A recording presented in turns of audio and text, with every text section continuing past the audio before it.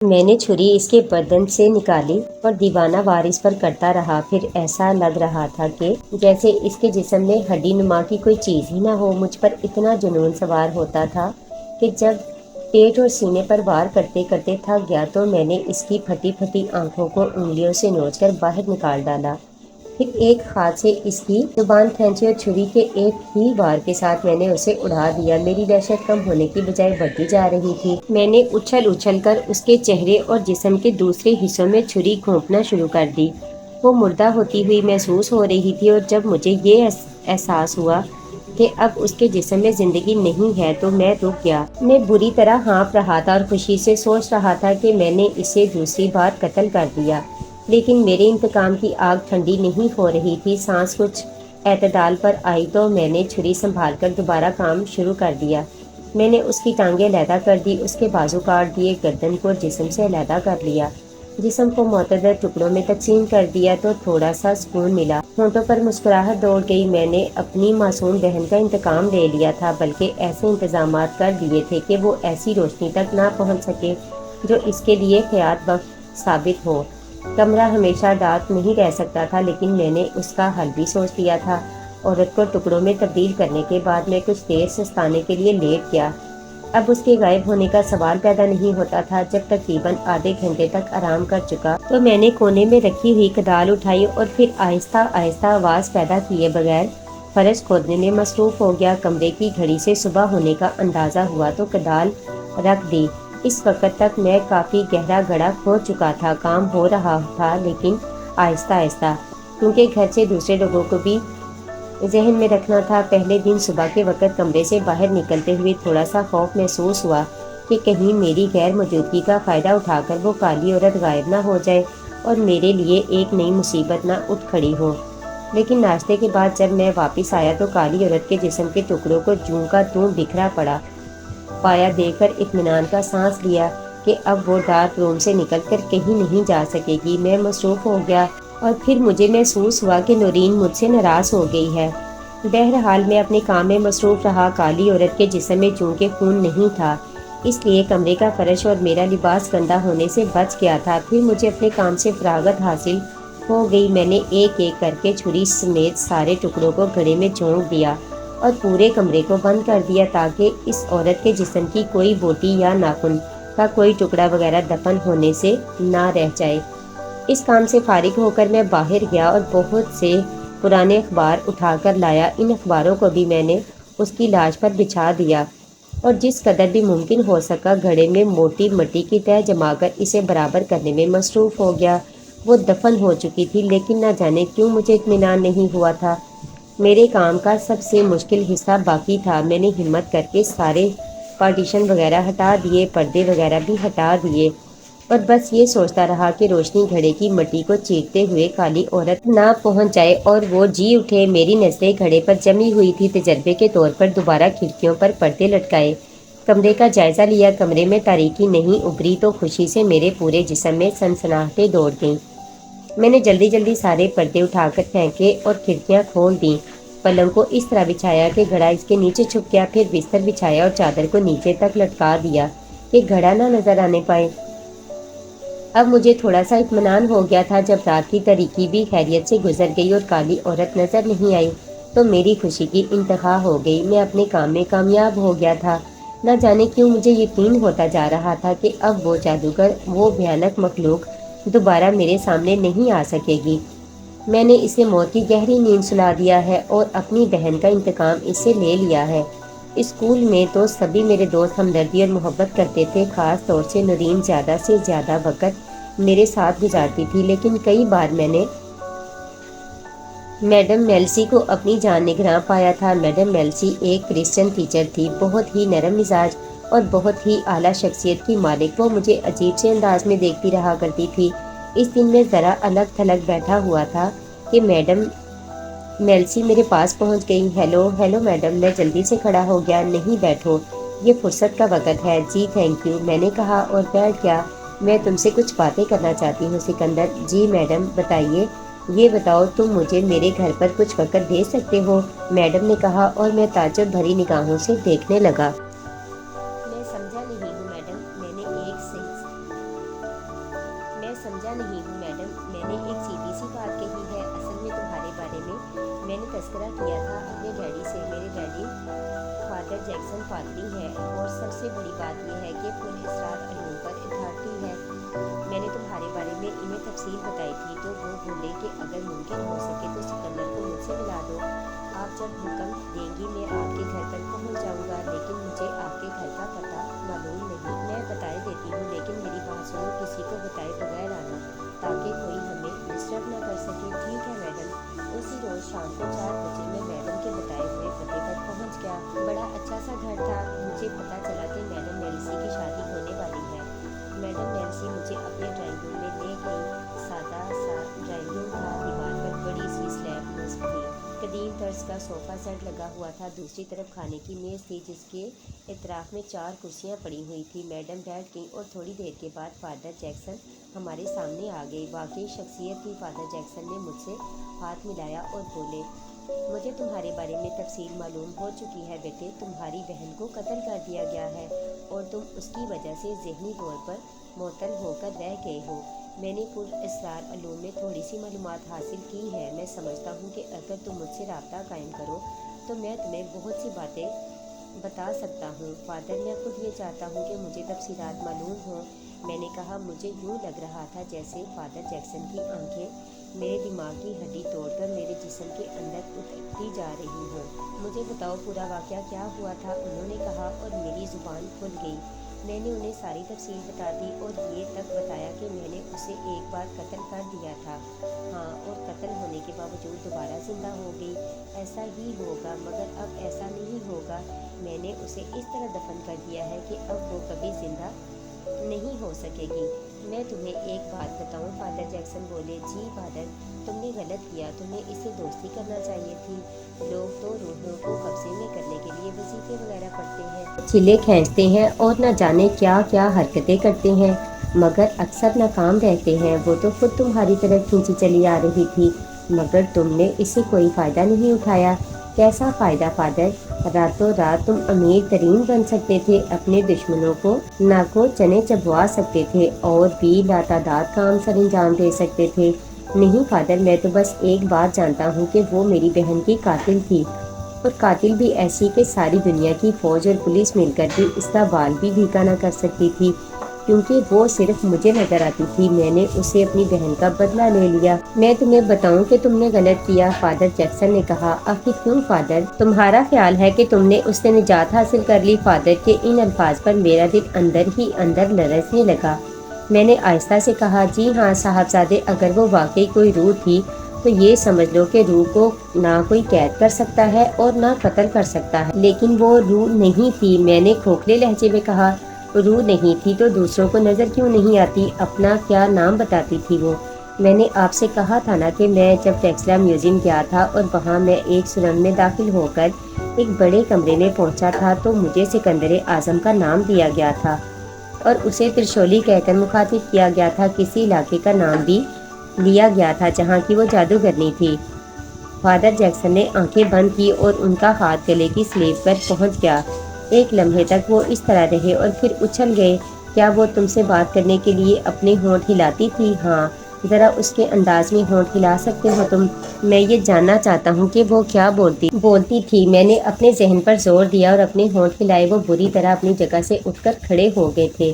फिर वो बेचैनी से बोले, और क्या कहती थी? कहती तो कुछ भी नहीं थी, बस होंठ हिलाती थी। हाँ, मेरा भी यही मतलब है। मैंने दोबारा होंठ हिलाए और फिर वो उछल पड़े और फिर दोबारा बैठ गए। फादर को लिप रीडिंग में कमाल हासिल है, मैडम नेल्सी ने बताया। मुझे बताइए, मैं और क्या कहूँ? तुमने जिस अंदाज में होंठ हिलाए, इसका मतलब ये था कि वो तुमसे काफ़ी बातें करना चाहती थी। दर हकीकत उसका नाम त्रिशोली ही था।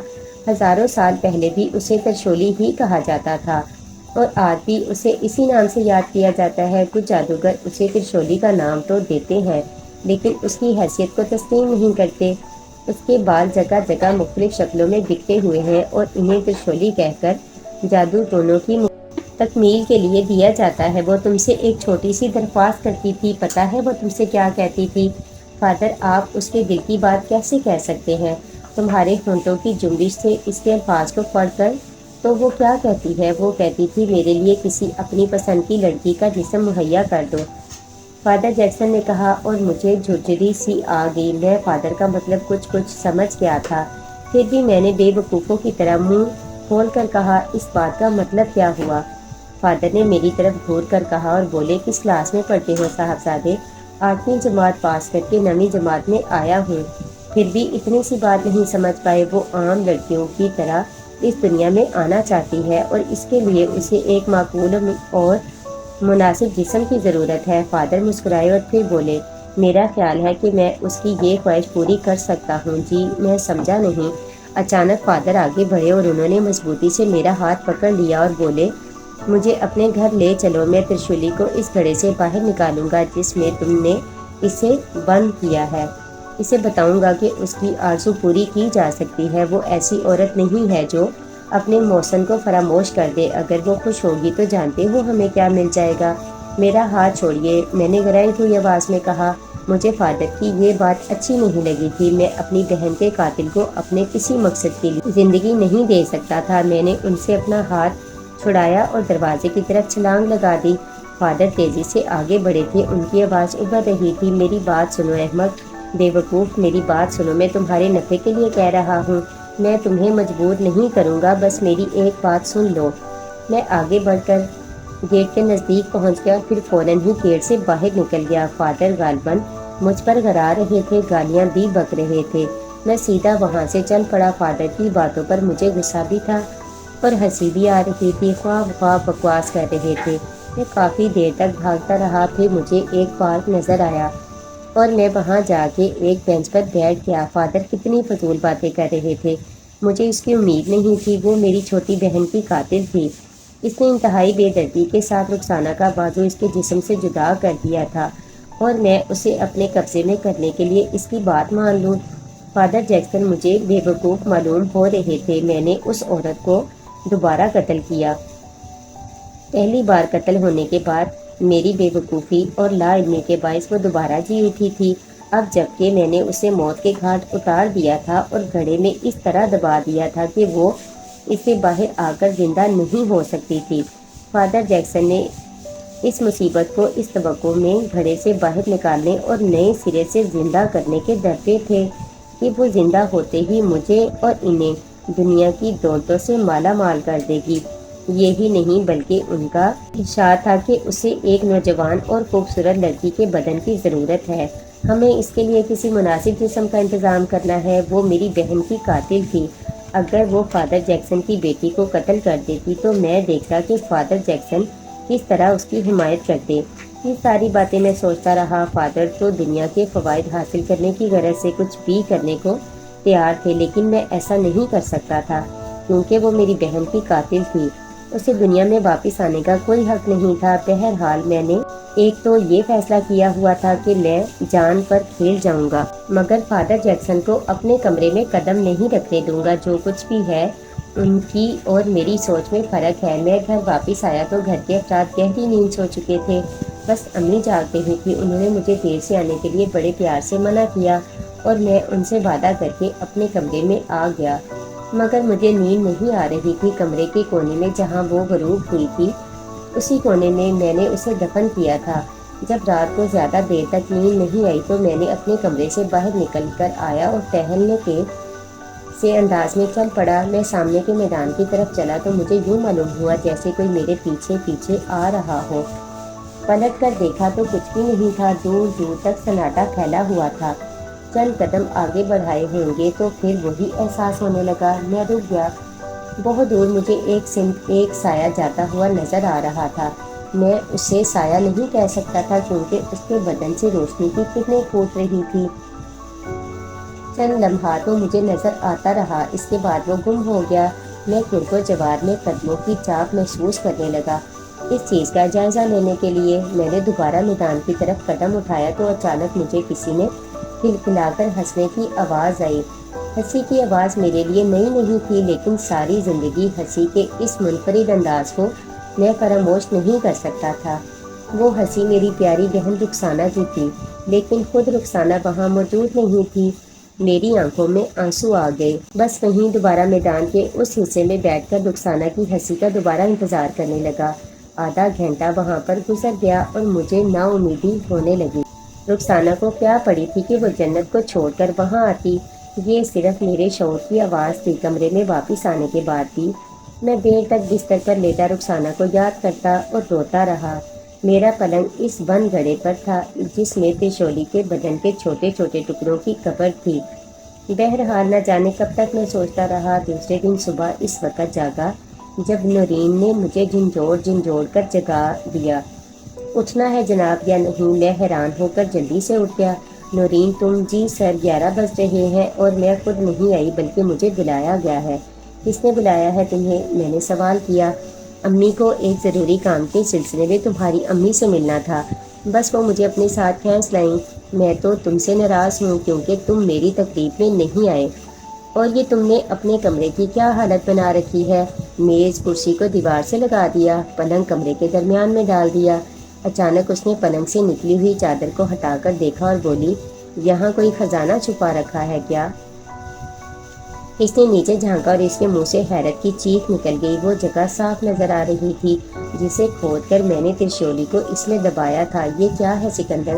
جو کچھ ہے میں تمہیں اس وقت نہیں بتا سکوں گا۔ آخر ہے کیا؟ مجھے بتاؤ تو صحیح۔ یہ تو ایسا لگتا ہے جیسے تم نے کوئی بہت بڑا خزانہ یہاں دفن کیا ہے۔ وہ خود ہی پلنگ کو کھینچنے لگی تو میں نے اسے ایک طرف کر کے پلنگ ہٹا دیا، لیکن تعجب سے میری آنکھیں ٹھہر گئی۔ فرش کے اس حصے پر جسے مٹی کا ایک ہموار ڈھیر ہونا چاہیے تھا، وہ بہت ہی خوبصورت ٹائلوں سے شطرنج کے کالے اور سفید خانوں کی بساط بنی ہوئی تھی اور بہت اچھی لگ رہی تھی۔ نورین حیرت سے بولی، پہلے تو شاید یہاں ایسی جگہ نہیں تھی۔ نہیں، شاید جادو کے زور سے خود بخود اس کا عمل وجود میں آ گیا ہے۔ میرے منہ سے نکلا اور نورین ہنسنے لگی۔ اچھا تو جناب جادوگر بھی ہے؟ نورین نے پر مزاج لہجے میں کہا۔ میرا دماغ اس وقت معاف ہو رہا تھا۔ میں نورین کی صورت دیکھتا رہا۔ وہ بولی، اب چلیے جناب آئیے، اس نے کہا اور میں باہر نکل آیا۔ نورین میرے ساتھ باہر نکل آئی تھی۔ میں اٹھ کر اس کمرے میں آ گیا جہاں نورین کی والدہ اور میری امی سر جوڑے باتیں کر رہی تھی۔ سلام دعا کے بعد انہوں نے نورین سے کہا، اب چلیں؟ ٹھیک ہے میں چلتی ہوں۔ میں ہنستا ہوا اپنے کمرے کی طرف چل پڑا۔ اندر پہنچا تو حیران رہ گیا۔ چند لمحوں قبل جیسا کمرہ چھوڑ کر گیا تھا اس سے بالکل ہی مختلف نظر آ رہا تھا۔ میرا پلنگ نفاست سے بچھا ہوا تھا، فرش آئینے کی طرح چمک رہا تھا۔ یہ سب کچھ کیسے ہو گیا؟ میرا دل و دماغ الجھنوں میں پھنسا ہوا تھا۔ کچھ سمجھ میں نہیں آ رہا تھا کہ راتوں رات فرش میں یہ ٹائل کس نے لگائے؟ کون تھا یہ سب کچھ کرنے والا؟ انتہائی پر اسرار حالات ہو گئے تھے۔ سپہر کو امی نے بتایا کہ نورین کی والدہ کیوں آئی تھی۔ ان کی ایک بھانجی تھی، خوش شکل، با سلیقہ اور امور خانہ داری میں ماہر، تعلیم حاصل کر رہی تھی۔ والدین نے ایک اچھے کھاتے پیتے گھرانے کے لڑکے کے ساتھ اس کی منگنی کر دی۔ پچھلے دنوں اس لڑکے نے اچانک منگنی توڑ دی اور مشہور کر دیا کہ لڑکی کا کردار اچھا نہیں ہے۔ ان کا کہنا تھا کہ اگر امی اپنے بھائی یعنی ہمارے ماموں جان سے اس لڑکی کا رشتہ طے کرا دیں تو لڑکی کے والدین میاں بیوی کو تعلیم کے لیے باہر بھیجنے اور ان کے تمام اخراجات اٹھانے کے لیے تیار ہیں۔ امی جانتی تھی کہ میرے چھوٹے ماموں کو باہر جا کر تعلیم حاصل کرنے کی بڑی آرزو تھی۔ یہ موقع مل رہا تھا تو امی بھی خوش ہو گئی تھی۔ مجھے بھی معلوم تھی یہ بات کہ چھوٹے ماموں کو امریکہ جانے کی بہت خوشی تھی، لیکن گھر کے حالات اس قدر خراب تھے کہ ایسا بالکل نہیں ہو سکتا تھا۔ یہ تذکرہ نعیمی صاحب کے خاندان والوں سے بھی ہوا تھا اور اسے یاد رکھتے ہوئے ہی یہ بات سوچی گئی تھی۔ ابھی ہمارے درمیان یہ باتیں ہی ہو رہی تھی کہ اچانک ہی بیل بجی۔ میں باہر ہی نکلا تھا۔ میں نے گیٹ کھول کر دیکھا تو سامنے ہی فادر جیکسن کھڑے ہوئے مجھے گھور رہے تھے۔ انہوں نے گرائی ہوئی آواز میں کہا، تم سمجھ رہے تھے کہ میں تمہارا پتہ کبھی نہیں پا سکوں گا فادر؟ میں آپ کی بے پناہ عزت کرتا ہوں۔ میڈم میلیسی بہت اچھی خاتون ہے، لیکن آپ مجھ سے کیا چاہتے ہیں؟ میں تمہیں عزت، دولت اور شہرت کے عروج پر دیکھنا چاہتا ہوں۔ شکریہ، مجھے اس میں کسی چیز کی ضرورت نہیں۔ تو پھر تم یہ بات یاد رکھو کہ تم نے اپنے گھر میں ایک عورت کو قتل کر کے دفن کیا ہوا ہے، تو پھر پولیس کو لائیں گے؟ کیا کریں گے آپ میرے گھر میں؟ وہ سب بات کی باتیں ہیں، تم سونے کو پیتل سمجھ کر ٹھکرا رہے ہو۔ فادر میں جو کچھ کر رہا ہوں میں جانتا ہوں آپ کو اس سے کیا غرض ہے۔ مجھے غرض ہے کیونکہ اس کا فائدہ مجھے بھی پہنچے گا، سوری میں کچھ نہیں کر سکتا۔